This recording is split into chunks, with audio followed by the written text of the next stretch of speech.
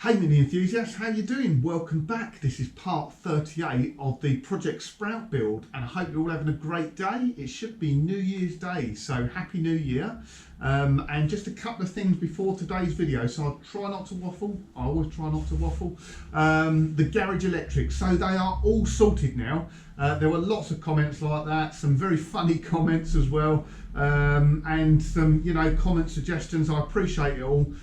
The plan was, so back in about August, I knew I was going to be using the spot welder, and I started looking around for quotes to get the garage electrics upgraded. So this is a new build, so it's all new anyway, but I knew it wouldn't take the spot welder. So started looking in August, trying to fix up electricians for October time, when I knew I'd be starting the seals, and it just become very difficult to do. One, finding an electrician that will come around and giving a quote, and two, finding suitable times for them to come and fit around me, fit around them to get it done. Anyway, got a recommendation, a friend of Mark's. He come and he done an absolutely fantastic job, really neat, really tidy. I thought it was at a good price as well, but the only problem is the circuit breaker which I needed for the spot welder was on back order. So that ended up delaying things and then sorting out times for him to come back round. Anyway, just the way it went meant that it finally got done pretty much when I'd finished all the welding. So that's life, isn't it? And in fact, I think I had about 20 spot welds to do either side, and that was it. But anyway, they're done now. The sockets on the side are on C32 breakers, which means they take the spot welders. This one's on a C20, which means it will take other high inductive loads. The lighting's been upgraded. The consumer box in the garage has all been done, and the consumer box in the house as well, because I have my car charger on the garage electrics. But it's all been done, it's all upgraded. Spot welder works perfectly now, as you'd have seen in the last video. So thanks for all the comments. Like I say, some of them were very funny. And today, just before we get stuck in, so today we're going to be sorting out this subframe to go back into the car. At the beginning of the video, and this is just me, it's how things change. So in the beginning of the video, a few people have been asking me what I'm going to do with the subframe, and I said I'm just going to give it a quick clean off, a quick wipe over, and I'm going to put it back in the car. Well, this is what's happened in reality. So that's the way it goes, that's the way this channel goes. So that's it for the moment. Enjoy this week's update, and videos I will slow down a little bit because I'm back at work as of tomorrow, so I just don't have the time to be in the garage and at home editing the videos, uploading it, etc, etc. Although we're nearly caught up, in fact we are caught up on Project Sprout now, still a little bit behind with the ERA, so there'll be another big update coming for the ERA, which no doubt will come out tomorrow at 6:30. So enjoy this week's update, and speak to you again soon. Cheers. Right, time to clean the subframe up. A few people have asked what I'm going to do with the subframe, and it is literally just going to be a clean up and freshen up. It'll probably get a fresh coat of hammerite, but I'm not going to strip it any further than it is at the moment. So the bottom and top arms are in, suspension cones are in, but I'm not going to strip it any further. It was just meant to be a freshen up under the engine bay. I've got a bit carried away, but as you can see, it's already got new cones in it. That was done before I bought it. It's got high lows in it, and it's got the uprated front bushes. So yeah, it's pretty good to go. And to clean it up, it's not in bad condition anyway, just using a bit of gunk and a pressure sprayer. We'll let that soak in, and then use the Karcher to power wash it off.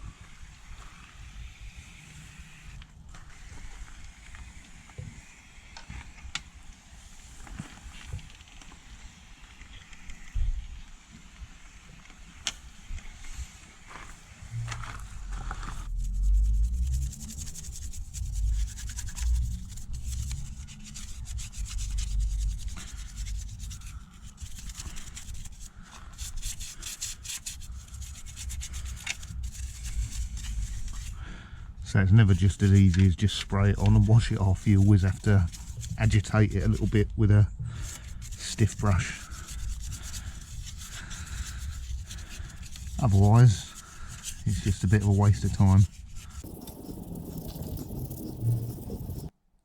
Right, so that's a subframe. I've just given that going over with gunk and then just pressure washed it off and just letting it dry now. So a few things just to show you. So all we're going to do with this is wire wheel any areas that are rusty, and it's not that bad, to be honest. Even underneath it's pretty good. Just wire wheel any areas that are rusty, cure rust it, and then it's going to get spray hammer-righted. There are a couple of areas that need attention, so I noticed this while I was doing it. So this upper arm bolt for the retaining plate here is loose. So these upper arms look like they've been replaced. When you have a look at the back of them, the bolts look like brand new. And it's got new donuts in the front, or relatively new anyway, and high-lows on it. So they've been done at some stage. So that's good. And then I was explaining about these bottom arms. So I think Mini Spares do the kits. They're like a composite arm or composite bushes. So they're poly on the front, rubber on the back. And that gives the best performance in terms of sort of handling and braking. So you want it to be firm in one direction and have a bit of give in the other. Just trying to think how that works. Yeah, I can't think in the top of my head at the moment, but yeah, it's poly this side, rubber the other, and that gives the best performance. So this is an MPI mini subframe, front one. There's not much difference on it. The only difference really is these cups for the front radiator, but if you've got an MPI mini, you have to have an MPI front subframe. Aside from that, the only other thing I'd do, I'd just noticed it probably shows worse on the camera because the camera distorts the images a bit, but this arm has got a very slight bend in it, around about there, and this arm has got a very slight bend in it around about there as well. So I'll take those arms off the tie rods and I'll try straightening them out in the vise, but they're pretty tough. You shouldn't heat them. Any suspension component you shouldn't heat, because it does change the properties of the metal and it can weaken it. So if they don't straighten up cold, I'll just buy new tie rods and put them on. Apart from that, yeah, let's clean it up and get it painted. Every day we escape, losing all of our faith. We can't live this way. Feel me slowly fade away.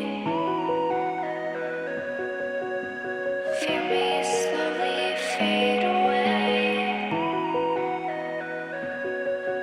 As far as the wind will take me. Every day I feel time slipping, passing, skipping by. All the words I could say just can't really seem to stay. Feel me slowly fade away. As far as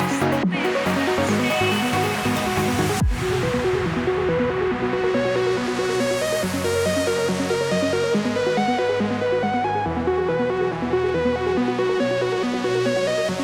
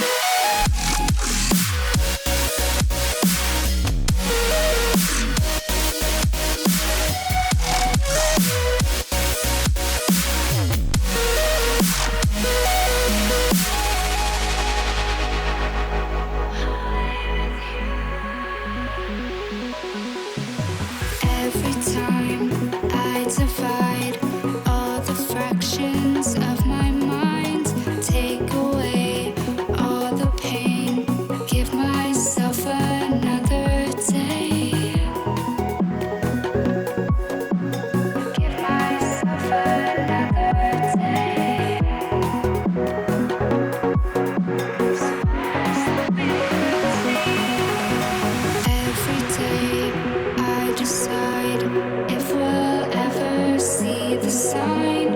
I ignored all the lines showing me eternal light, showing me eternal light.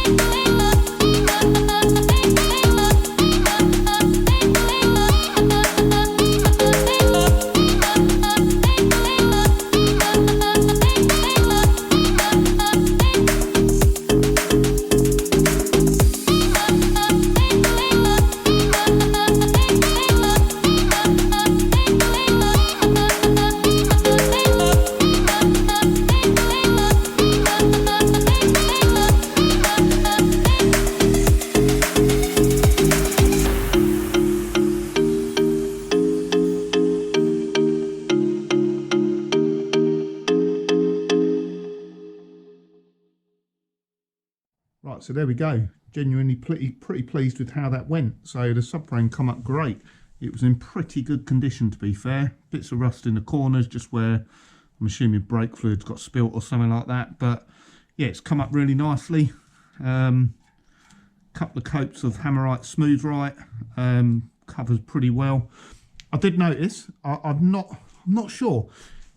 I said that the MPI subframes, the only difference was the radiator mounts, but it seems to have an additional bracket down the bottom here. I can't remember whether a normal Mini has that. Like it's been strengthened. I'm not sure, I might be wrong. Let me know. And all the parts are all laid out. They've all been freshened up while we've been there as well, you know me. These arms straightened out quite nicely, so like I say, they look bent on the video. That's just because of the effect of the wide angled lens, but they've come up pretty straight, both of them, so I'm quite happy to put them back on. They're the bushes I was talking about. Top arms definitely had new pins in it, might have been complete new arms, and as you can see, brand new high-lows, knuckles, everything like that. We've got the subframe mounts, tower bolt mounts. Bottom arms have already been painted, the pins, everything else, new subframe mounts. It's all ready to go back on. I'm just waiting for some bump stops because they broke coming off, so I'll put new bump stops and the rebound buffers on as well. And even the cones themselves, I don't reckon they've been on the road then. They are very good condition. So yeah, hope you enjoyed this week.